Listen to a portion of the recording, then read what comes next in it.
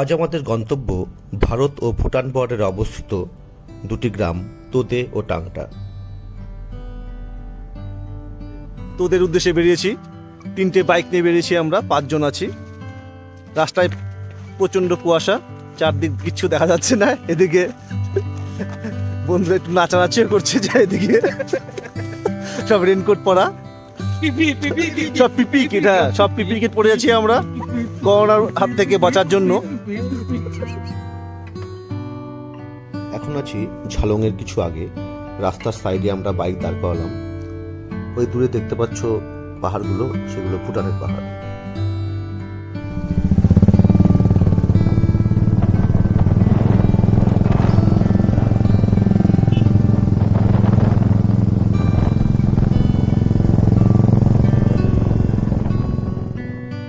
এখন আছে ঝালংয়ে, পেছনে দেখতে পাচ্ছ জলঢাকা নদী।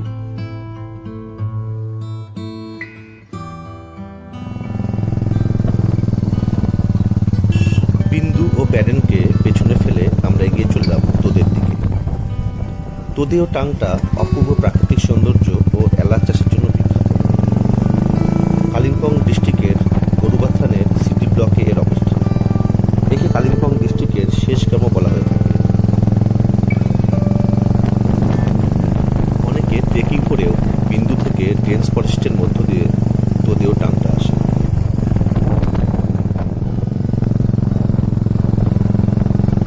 রাস্তার কন্ডিশন মোটামুটি ভালো, তবে কিছু জায়গায় একটু খারাপ আছে।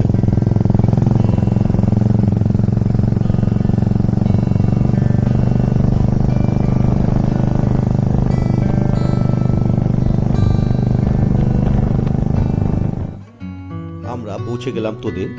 বাঁদিকে দেখতে পাচ্ছ তোদে চার্চ, আর ডান দিকে যে রাস্তাটি উপরে উঠে গেছে সেদিক দিয়ে গেলে পাবে তোদে বাজার। সেখানে গাড়ি রাখার একটি স্ট্যান্ডও আছে। ওই দেখতে পাচ্ছ ঘরগুলো, দারুণ সুন্দর জায়গা। এখানে আসলে তোমরা মেঘ ও কুয়াশার খেলা দেখতে পারবে। আমি ব্যক্তিগতভাবে এই জায়গার সাথে লাভার কিছুটা মিল খুঁজে পেয়েছি।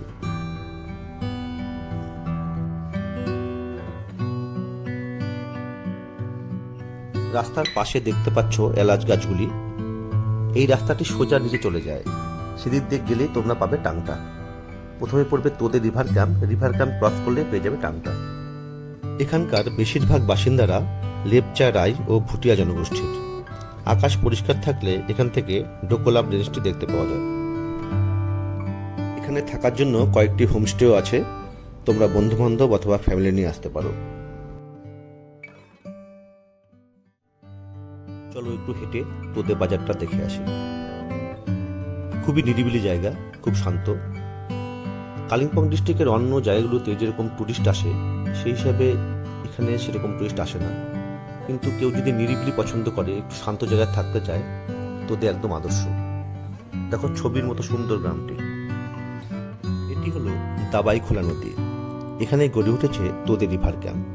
এই নদীর পরেই টাংটা গ্রামটি অবস্থিত। যদিও সময়ের অভাবে আজকে হয়তো আমাদের টাংটা যাওয়া হবে না। এই যাত্রাটি ভবিষ্যতের জন্য তোলা রইল।